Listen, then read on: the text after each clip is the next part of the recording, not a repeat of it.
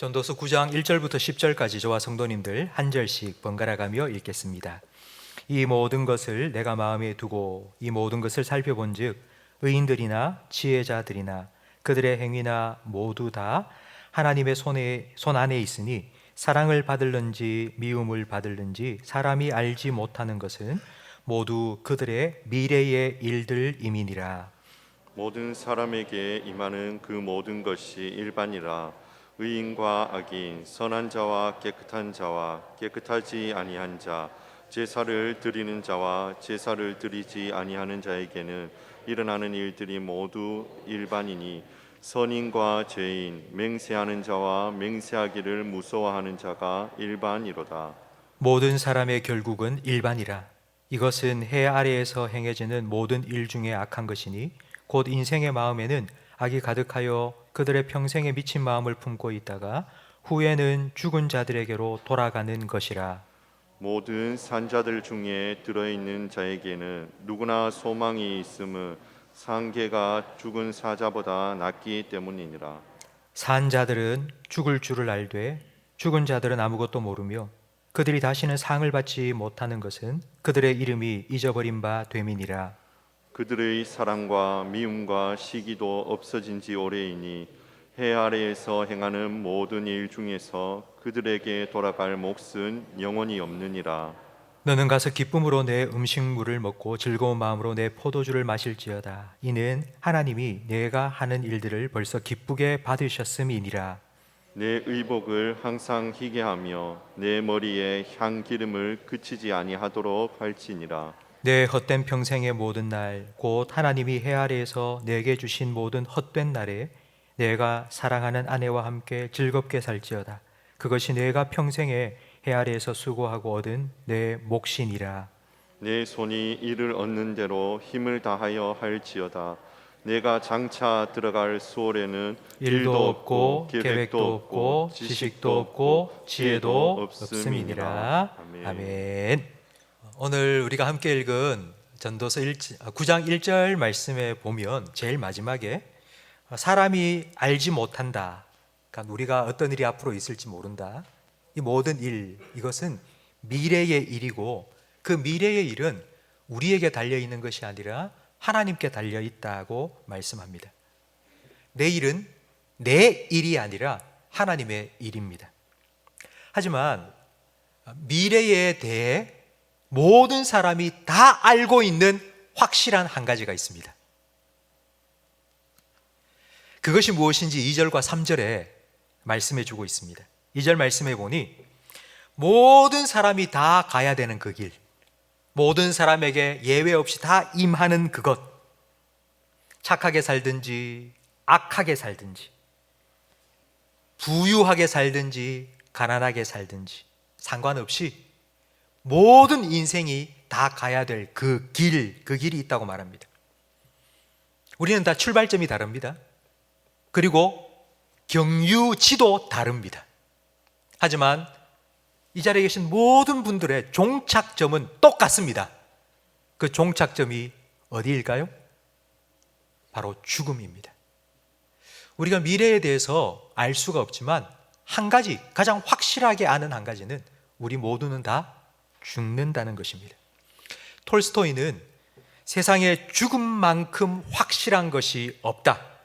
그런데도 사람들은 겨울을 나기 위해서 월동 준비는 하면서도 죽음을 준비하지는 않는다고 했습니다. 성도 여러분, 아마 여러분 주변에 중병에 걸려서 병원에 갔다가 1년 남았습니다, 6개월 남았습니다 라는 시한부 판정을 받은 사람을 아마 여러분 아실 겁니다. 그런데 그 사람들 뿐만 아니라 저도요, 그리고 여러분들도요, 다 시한부 인생을 살고 있습니다. 15세기 인쇄술이 발명되고 난 이후에 책을 많이 찍어냈습니다. 인쇄술과 함께 많은 책이 판매가 되었는데 가장 많이 팔린 책이 성경책이고요. 그 성경책 못지않게 그 당시에 많이 팔린 책 이름이 아르스 모리엔디라는 책입니다. 책 제목이 아르스 모리엔디입니다. 근데 이 아르스 모리엔디가 무슨 뜻이냐면 영어로 하면 Art of Death입니다. 그러니까 죽음의 기술이라는 책입니다. 근데 이 책의 내용이 어떤 건가 하니 좀 무시무시한 그림과 함께 사람이 죽을 때 어떻게 해야 되는지에 대한 설명이 기록되어 있습니다. 제가 그 책의 한 장면을 보여드리겠습니다. 그러니까 이런 그림이 그 책의 판화로 딱 찍혀 있습니다. 한 사람이 지금 죽어가고 있고요. 저 위에 머리에 둥그런 게 있는 게 천사들입니다. 그리고 그 밑에는 악마들이 있고요. 사람이 죽어가는 그 순간 그 사람의 영혼을 데리고 가기 위해서 악마들과 천사들이 둘러서 있다. 그러니까 이걸 죽음이라고 그 당시에 표현하면서 영혼을 악마에게 빼앗기지 않기 위해서 죽어가는 사람과 그의 가족들이 무엇을 해야 되는지 그 죽음의 기술에 대해서 써놓은 책이 바로 아르스 모리엔디라는 책입니다. 여러분, 만약 이런 책이 있다면 여러분 사보고 싶으세요? 무서운 책이잖아요. 이런 책 왜 읽습니까? 그런데 15세기 인쇄술이 발명되고 난 이후에 이 책이 정말 많이 팔렸습니다. 왜냐하면 바로 그 시점에 유럽에 흑사병이 유행했기 때문입니다. 패스트가 유행하면서 유럽 인구의 3분의 1이 죽었습니다. 그러니까 3명 중에 한 사람이 흑사병으로 죽었던 것입니다. 사람들은 다음은 내 차례가 될 수 있어, 나도 죽을 수 있어 생각하고는 나는 죽음을 어떻게 맞이해야지 라고 생각하면서 이 책이 나오자 불티같이 팔린 것입니다. 그 책을 보면서 죽음을 준비했던 것입니다. 성도 여러분, 주일 아침부터 죽음에 대한 얘기를 해서 조금 저도 마음이 무겁습니다만은 혹시 여러분은 죽음에 대해 생각해 보신 적이 있습니까? 우리가 전도서 말씀을 계속 살펴보고 있는데 전도서는 계속하여서 우리 인생이 헛되고 헛되다 계속 말하고 있습니다. 오늘 우리가 함께 읽은 9절 말씀에도 보니 너의 헛된 평생의 날, 너의 헛된 평생의 날이라고 계속 말하고 있습니다. 왜 전도서는 우리 인생이 헛되다고 말할까요? 이 헛되다는 말의 뜻은 안개나 연기처럼 금방 보였다가 사라진다라는 뜻입니다. 그러니까 헛되다의 반대말은 영원하다입니다. 그러니까 영원하다의 반대말이 헛되다입니다. 왜 인생이 헛되다고 전도서는 말하고 있는 거 아니? 바로 죽음 때문입니다. 이사야 2장 22절 말씀해 보면 하나님께서는 우리 인생의 호흡이 그 코끝에 달려있다고 말씀하셨습니다. 그러니까 우리 사람이 뭐냐? 그러니까 호흡이 끊어지면 끝나는 것, 그게 바로 인간입니다. 그래서 이 죽음으로 인해 우리 인생이 헛되다는 것을 4절 말씀에 이렇게 비유합니다. 4절 말씀을 보세요. 모든 산자들 중에 들어있는 자에게는 누구나 소망이 있음은 산 개가 죽은 사자보다 낫기 때문이더라. 지금 이 두 가지를 비유하고 있는 거예요. 살아있는 개와 죽은 사자. 성도 여러분, 개와 사자 중에 둘 중에 뭐가 되고 싶냐고 물으면 여러분 뭐 선택하시겠습니까? 말할 필요도 없죠. 용감하고 힘세고 강한 사자가 되고 싶다, 밀림의 왕인 사자가 되고 싶다, 이런 마음이 다 있지 않습니까? 그런데 정작 나 자신의 모습을 보면 그냥 하루 강아지 같아요. 너무나도 비참하고 보잘것없고 초라합니다. 그런 마음으로 살다가 어느 날 사자가 있는데 죽어 있는 거예요. 죽은 사자를 딱 보니까 난 그래도 살아있으니까 낫네 라고 마음에 소망을 품는다는 뜻입니다. 성도 여러분, 우리가 죽음에 대해서 생각해 보면 살아있다는 것이 얼마나 좋고 감사한 일인지를 깨닫게 됩니다. 저는 뭔가를 생각할 때에 그 의미가 무엇인지를 잘 모를 때에는 그것에 반대되는 것을 생각합니다. 그러면 쉽게 이해가 됩니다. 하나님을 경외한다라는 말을 여러분 많이 들으셨을 겁니다. 근데 하나님을 경외한다라는 그 경외의 원래의 의미는 무겁다라는 뜻입니다.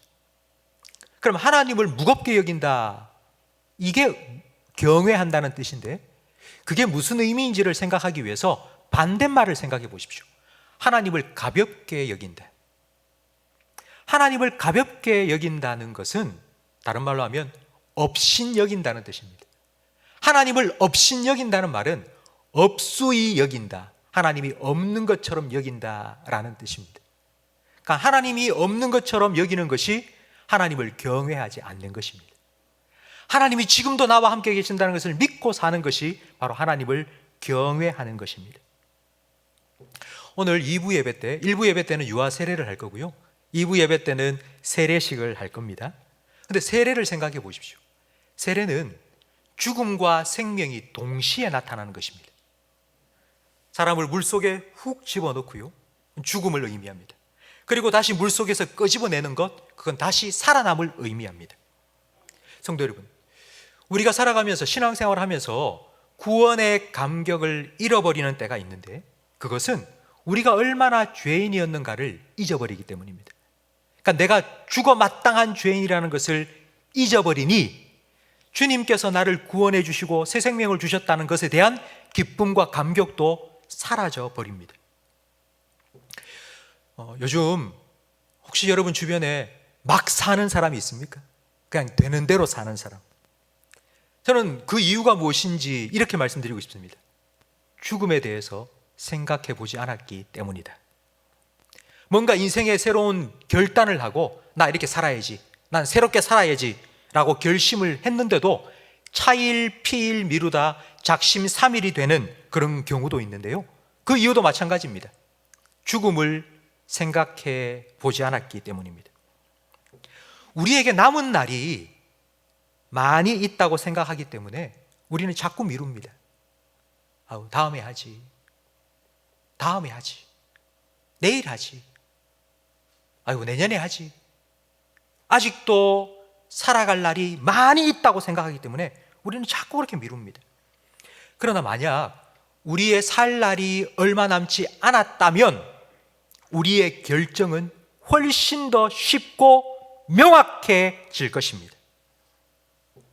아마 여러분은 이런 얘기를 많이 들어보셨을 겁니다. 흉악한 죄를 짓고 붙잡혀서 사형 선고를 받은 사형수들. 근데 그 사형수들이 감옥에서 변화되었다.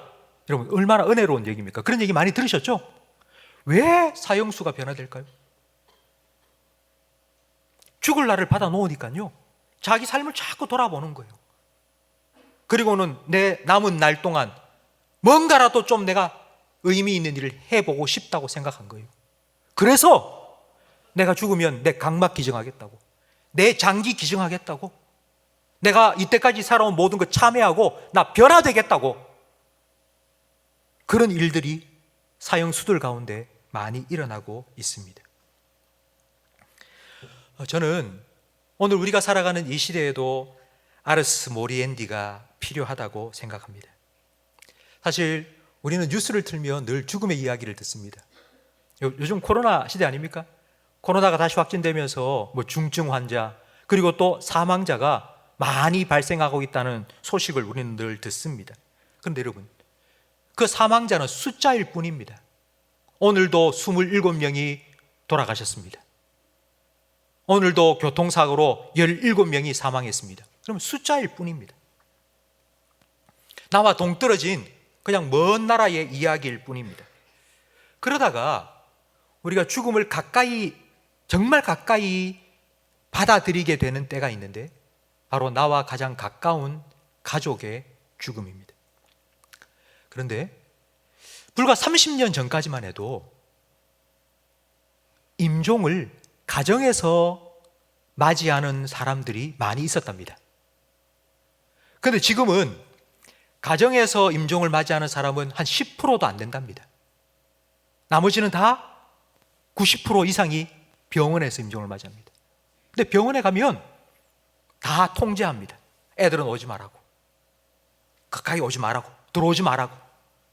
그러니까 몇 명만, 한 사람만, 두 사람만 들어오라고 다 통제합니다. 그러니 죽음을 어떻게 준비하고 죽음을 어떻게 맞이하는지 그 과정을 볼 수가 없습니다. 그래서 배우지를 못합니다. 혹시 여러분 부모님 중에는 내가 수의를 미리 마련해 놨다 이렇게 말씀하시는 분 혹시 계십니까? 그러면 자녀들이 이렇게 말합니다. 아버지, 지금 아버지 연세가 얼만데 벌써 그래요?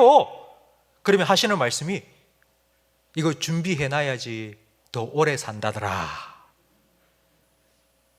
저는 처음에 그 말이 무슨 의미인지 잘 몰랐어요. 왜 수의를 준비해 놔야지 더 오래 산다는 말일까? 수의를 준비한다는 건 나도 언젠가는 죽는다는 것을 생각하는 것입니다. 그걸 생각하면서 살다 보니 그래, 죽음을 잘 맞이해야지. 내 떠나는 내 모습 우리 자녀들에게 정말 아름답게 보여줘야지. 그런 마음으로 살아가다 보니 오래 사시는 거예요. 더 아름답게 건강하게. 성도 여러분, 죽음이 우리의 생각과 활동의 끝이라면, 죽음은 더 이상 우리가 생각할 수도 없고 뭐 할 수도 없지 않습니까? 그렇다면 살아있다는 건 무슨 의미일까요? 살아있다는 것은 우리에게 기회입니다. 기회. 죽으면 아무것도 할 수가 없으니까 살아있다는 것은 무언가를 할 수 있는 기회입니다. 근데 뭘 해야 될까요? 그냥 헛된 인생, 금방 안개처럼 사라져버리는 그 인생, 그냥 지나가는 게 아니라 아름답게 가꾸고 보람있고 의미있게 만들어 갈 수 있는 기회입니다. 그래서 살아있는 것이 소망이 있다고 4절은 말씀하고 있습니다. 성도 여러분, 에베소서 5장 말씀에 보면 오늘 이 말씀에 너무나도 부합하는 정말 좋은 교훈의 말씀이 들어있습니다. 에베소서 5장 15절 말씀을 우리 함께 화면을 보면서 읽겠습니다. 그런즉 너희가 어떻게 행할지를 자세히 주의하여 지혜 없는 자 같이 하지 말고 오직 지혜 있는 자 같이 하여 세월을 아끼라. 때가 악하니라. 그러므로 어리석은 자가 되지 말고 오직 주의 뜻이 무엇인가 이해하라. 아멘. 세월을 아끼라. 세월을 아끼라. 이 말의 원래 의미는 시간을 사라, 그리고 시간을 구원하라 라는 의미입니다.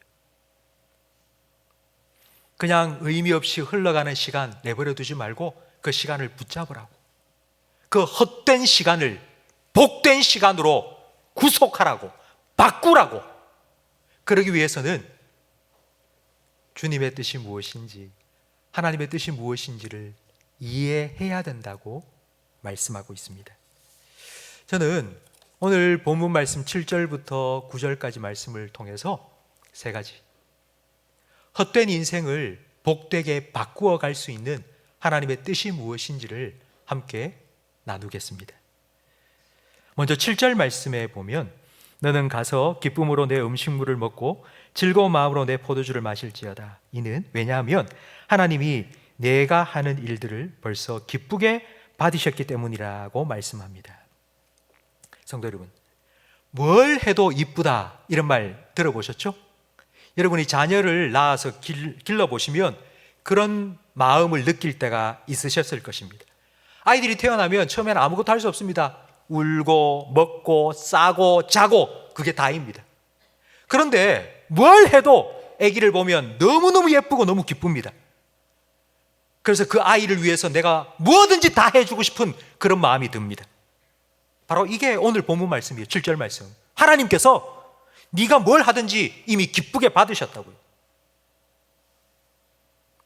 우리가 뭘 어떻게 해서 하나님이 기뻐하시는 게 아니라, 우리가 뭘 어떻게 해드려서 하나님이 기뻐하시는 게 아니라 그냥 우리 존재 자체가 하나님께 기쁨이라고요.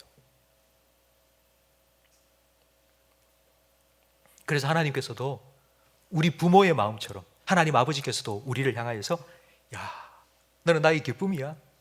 내가 널 위해서 뭐든지 다 해주고 싶어. 이런 마음을 갖고 계시는 거예요. 이 하나님의 마음이 잘 나타난 성경 구절이 바로 로마서 8장 28절 말씀인데요. 이 말씀을 함께 읽어보겠습니다. 우리가 알거니와 하나님을 사랑하는 자 그의 뜻대로 부르심을 입은 자들에게는 모든 것이 합력하여 선을 이루느니라. 아멘. 여러분, 이 말씀을 너무나도 잘 알지 않습니까? 근데 이 말씀을 읽고 난 다음에요, 오늘 본문 7절 말씀도 지금 다시 같이 읽어보겠습니다. 7절 함께 읽습니다. 너는 가서 기쁨으로 내 음식물을 먹고 즐거운 마음으로 내 포도주를 마실지어다. 이는 하나님이 내가 하는 일들을 벌써 기쁘게 받으셨음이니라. 아멘. 하나님께서 이렇게 말씀하십니다. 여러분을 향해서 너는 나의 기쁨이야. 네가 뭘 하든지 나는 이미 너를 나의 기쁨으로 받았어. 그러니 기쁘게 살아라. 혹시 내가 뭐 잘못해서 하나님 나를 싫어하실까? 내가 뭐 실수하고 잘못한 게 있어서 하나님 나를 버리시지는 않을까? 그런 걱정하지 마. 내가 잘못 결정 내린 것 때문에 내 인생이 꼬이고 힘들어지면 어떻게 되지? 그런 걱정하지 마. 하나님께서 이렇게 말씀하시는 거예요. 내가 네 삶에 일어나는 모든 것 합력해서 선을 이루겠다고. 하나님께서 우리가 하시는 모든 일을 기쁨으로 받으셨다는 것이 바로 그런 의미입니다. 성도 여러분, 여러분이 살아오시면서 내 삶에 정말 실수도 많았고 잘못도 많았고 이것 때문에 내 인생이 막 꼬일 것 같은 그런 일들이 참 많이 있으시죠? 그것 때문에 후회하고 과거에 집착하고 연연해서 살지 마세요. 하나님께서는 여러분을 이미 기쁨으로 받으셨어요. 그리고 여러분의 삶을 기쁘게 만들어 주시기 위해서 모든 것 합력하여 선을 이루어 가십니다. 그건 하나님께서 여러분에게 말씀하신 거예요. 하나님은 그렇게 결정하셨어요. 하나님이 여러분의 삶을 그렇게 만드시겠다고. 그러니까 하나님께서 우리에게 원하시는 건 한 가지예요. 그런 나를 좀 믿으라고. 그 하나님께 너의 삶을 맡기라고. 네가 그거 붙잡고 어떻게 해결해 보겠다고, 그걸 바꾸어 보겠다고 전전긍긍 애쓰며 살지 말고 하나님께 다 드리라고, 맡기라고.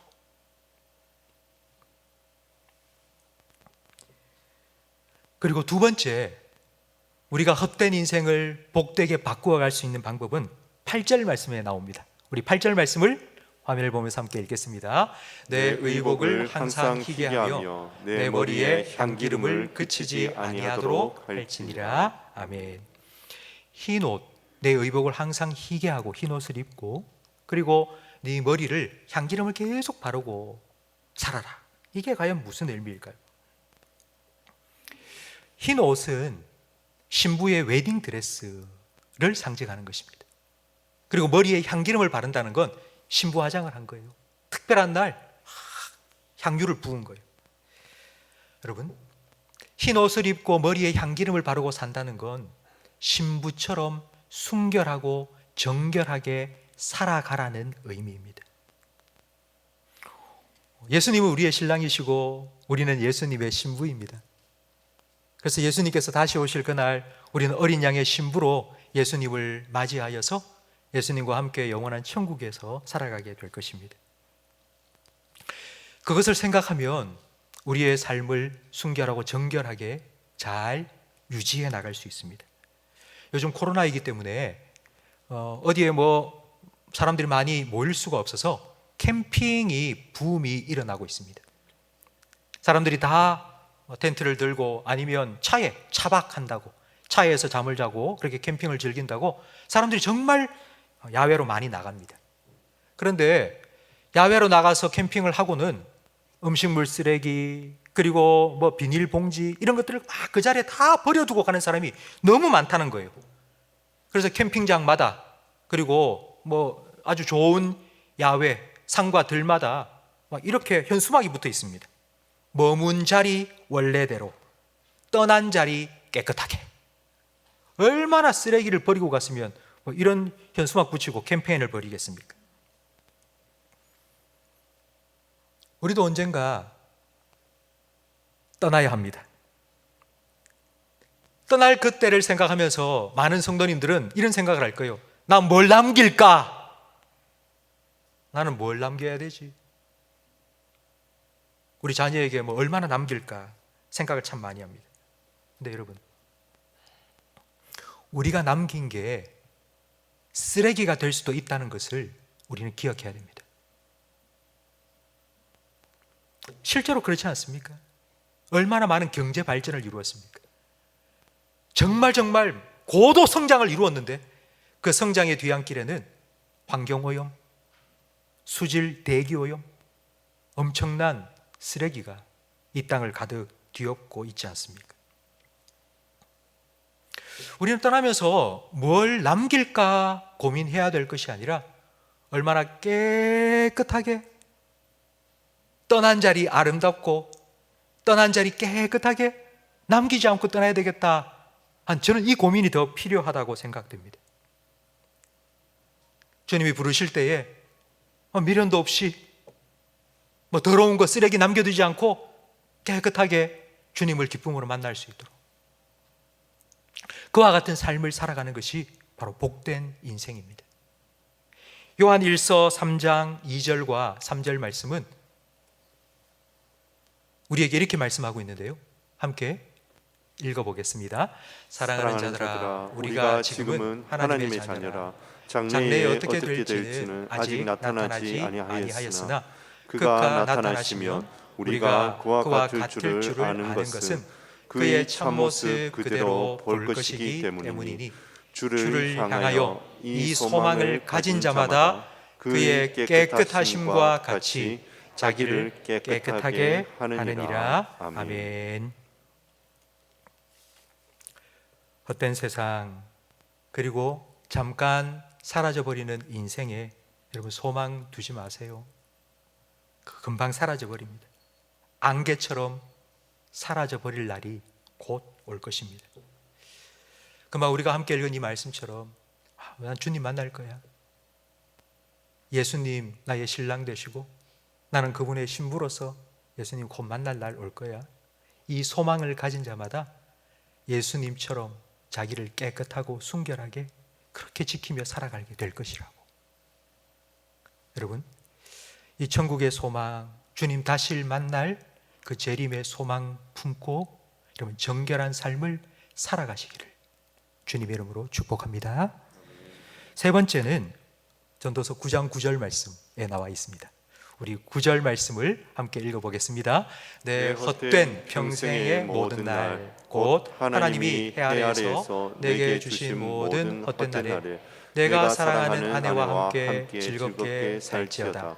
그것이 내가 평생에 해 아래에서 수고하고 얻은 내 몫이니라. 아멘. 전도서는 솔로몬이 썼습니다. 여러분, 솔로몬에게 아내와 첩이 몇 명이 있었는지 잘 아시죠? 1000명이 있었습니다. 하지만 9절 말씀에 솔로몬은 이렇게 말합니다. 네가 사랑하는 아내와 함께 즐겁게 살아야 된다고. 1000명의 여자와 사는 것이 복된 것이 아니라 내가 사랑하는 아내와 사는 것이 복이라고 말합니다. 고린도전서 13장은 사랑장입니다. 그 사랑장에 보면 사랑은 변하지 않고 영원하다 말씀합니다. 왜 그럴까요? 왜 사랑은 변하지 않고 영원할까요? 왜 사랑은 영원하다고 말할까요? 그 이유는 사람이 영원하기 때문입니다. 아니 목사님, 앞에서는 죽으면 끝난다 해놓고는 사람이 영원하다, 앞뒤가 안 맞네요 라고 말하실 수 있는데요, 죽음은 끝인데 무슨 끝이냐면 우리가 뭘 할 수 있는 우리 행위의 끝입니다. 뭔가 할 수 있는 시간이 끝나는 것이지 사람이 끝나고 사람이 사라지는 것은 아닙니다. 이런 비유를 들어볼까요? 이제 이번 목요일 날 수능 시험을 치거든요. 근데 수능 시험을 치면 시험 시간이 딱 정해져 있습니다. 50분. 근데 50분 동안 열심히 시험을 쳐야 돼요. 그리고 시험 마치는 종이 땡 울립니다. 그럼 시험 마치는 그 순간 더 이상 볼펜 들고 있으면 안 됩니다. 놔야 됩니다. 시험지 다 거두어 갑니다. 그리고 시험지 채점하고 점수 발표납니다. 죽음이 끝이라는 말은 그런 거예요. 사람이 사라지는 게 아니에요.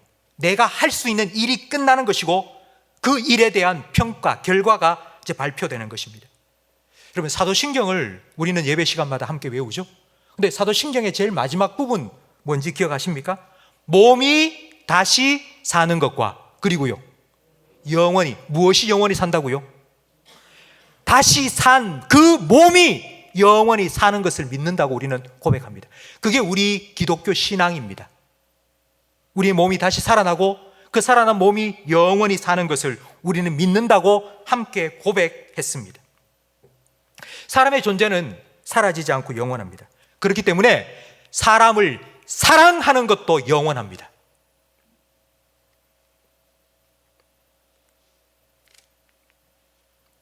한 사람을 사랑해서 그 사랑으로 한 사람이 변화되었다면 그건 그 사람의 인생을 변화시킨 게 아니라 그 사람의 영혼을 변화시킨 것입니다.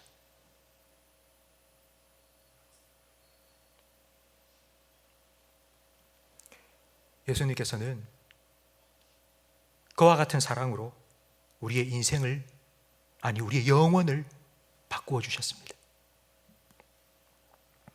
십자가의 사랑으로 우리의 영혼을 죄와 죽음으로부터 영원한 생명으로 옮겨 주셨습니다.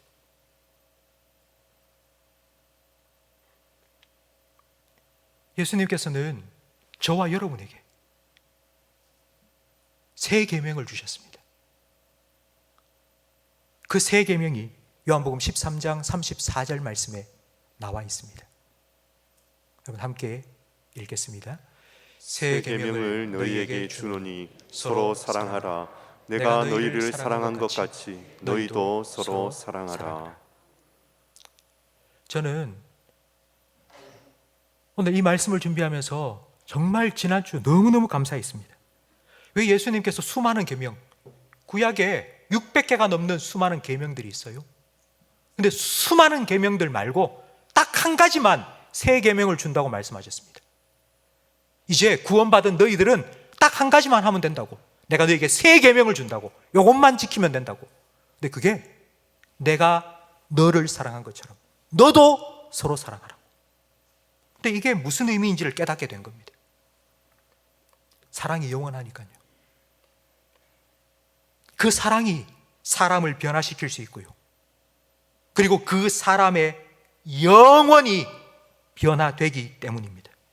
성도 여러분, 우리가 사람에게 내가 누구에게 남긴 흔적은 내가 내 옆에 있는 사람에게 어떤 흔적을 남겼어요. 그 사람의 마음에.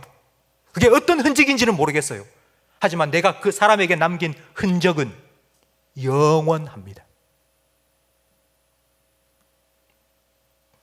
그렇기 때문에 예수님께서는 내가 너를 사랑한 것처럼 너도 서로 사랑하라고 우리에게 명령하신 것입니다. 그러니 더 사랑하세요. 더 사랑하세요. 사랑해야 하기에도 시간이 부족한 인생이에요. 그 인생을 왜 싸우고 찢고 뽑고 미워하면서 그렇게 사세요? 왜 그렇게 우리 인생을 불행하게 만드세요? 더 사랑하시고 더 사랑을 받으시고 더 사랑하시고, 그것이 우리의 인생을 복되게 바꾸어 갈 수 있는 하나님의 뜻입니다. 제가 설교를 준비하면서 죽음에 대한 기사를 쭉 찾아봤거든요. 근데 이어령 교수, 여러분 잘 아실 텐데요. 이어령 교수의 마지막 인터뷰라는 신문 기사가 있는 것을 제가 읽었습니다. 이어령 교수는 몇 년 전 암 진단을 받고 지금 암과 싸우고 있습니다. 그래서 그 신문 기자가 인터뷰하면서 이렇게 물은 거예요. 교수님, 암 투병 중이라고 들었습니다. 어떻게 지내고 계십니까? 라고 물었더니만요, 이어령 교수가 이렇게 대답을 한 거예요. 나는 투병이라는 말을 쓰지 않아요. 나는 암과 투병하지 않고 친병하고 있어요. 친병. 무슨 뜻입니까? 나는 병과 친하게 지내려고 하고 있다고. 암과 투병한다? 암을 이기기 위해서 아무리 애쓰고 노력해도 그건 죽음을 미루는 것뿐이지 어차피 우리는 다 그 길을 가야 되는데 나는 병과 친구 삼아 살아가고 있습니다. 그래서 나는 항암 치료 지금 안 받고 있습니다. 맑은 정신으로 내가 우리 후대에게 남겨줄 내 인생 이야기를 글로 쓰기 위해서 계속하여 집필하고 있다가 나는 펜을 딱 내려놓는 그 순간 나는 하나님 부름받고 싶다고. 그러면서 이렇게 말씀하시는 거예요. 내 인생은 선물이었다고. 그러면서 하시는 말씀이 내 인생에 좋은 것도 있고 나쁜 것도 있는데 그거 다 선물이었다고. 기쁨도 슬픔도 그거 다 선물이었다고. 기쁨을 통해서도 슬픔을 통해서도 내 인생이 얼마나 풍성해졌는지, 내가 얼마나 많은 것을 깨닫고 배우게 되었는지, 그리고 건강도 질병도 다 선물이라고. 그러면서 이렇게 믿음을 고백하셨습니다. 하나님은 전능하시지만 병을 완치시켜주거나 죽음을 해결해 주지는 않았어요. 다만 하나님도 우리가 너무 고통스러워하면 우리를 불쌍히 여겨 우리와 함께 해주시면서 그 자비로운 손길로 만져줄 때가 있지요. 마치 어릴 때에 배가 아플 때에 어머니께서 내 손은 약손, 엄마 손은 약손 하면서 배를 만져주면 아픈 게 스르르 가신 것처럼 하나님께서 그렇게 자기를 위로해 주신다고. 내 삶은 선물이라고. 성도 여러분, 저는 이효령 교수의 그 마지막 인터뷰를 읽으면서 정말 눈물이 나더라고요. 나도 이렇게 살 수 있을까? 아니, 나도 이렇게 갈 수 있을까? 성도 여러분, 우리 인생이 저는 이랬으면 좋겠어요. 힘들고 어려운 나날들이 계속 되겠죠. 그러나 그 힘들고 어려운 나날을 통과해 나갈 수 있는 건 하나님께서 여러분을 지금도 붙잡아 주시고 여러분을 위로해 주시고 여러분과 함께 주시기 때문입니다. 저는 여러분의 인생 돌아보면서 똑같이 내 삶은 선물이었다고, 다른 말로 하면 은혜였다고, 그렇게 고백할 수 있기를 간절히 바랍니다. 하루하루 하나님의 은혜로 헤쳐나왔는 것처럼 지금까지 살아온 것 나의 힘과 노력이 아니라 주님의 은혜였다고. 여러분, 그리고 그 주님께서 우리와 함께 해주시고 우리에게 힘주시고 우리를 위로해 주시고 힘들고 어려운 순간을 통과해 낼 수 있도록 함께 해주셨던 것처럼 여러분도 여러분 주변에 있는 여러분의 가족, 여러분의 친구, 여러분의 성도 함께 해주시고 위로해 주시고 격려해 주시고 붙잡아 주시고 서로 사랑하면서 여러분의 삶을, 하나님께서 여러분에게 주신 시한부 인생을 더 복되고 아름답게 가꾸어 가시기를 주님의 이름으로 축복합니다.